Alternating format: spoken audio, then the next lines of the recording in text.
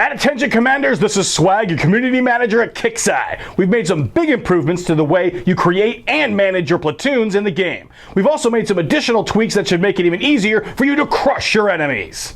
One of the first big changes you'll notice is that you can now create platoons from within your base before you deploy them to the world map. Click on the new Platoons button on the bottom right of the screen to open the Platoon Manager. The first box in the Platoon Manager window represents all of the units that are deployed in your base. This is your base defender platoon. Adding units to this platoon will add them to your base. By clicking on the units in this platoon, you will remove them and send them to the storage building. To create a new platoon, click on the Create button in an empty box. On the left side of the window, you will see all the units you have in your storage building. Clicking a unit will take it out of storage and add it to the platoon. If you wish to group your platoon into separate squads, you can do so by clicking the new squad icon, which will open up a separate tab. You can divide your platoon in up to 4 different squads. The green bar at the bottom will show you how much available capacity is left in the platoon. To send your units back to the storage building, simply click on them inside of the platoon window. To make your platoon more identifiable, you can now give it a custom name by filling out the text field at the top of the window. You can now click on the Deploy button and send your platoon to the world map.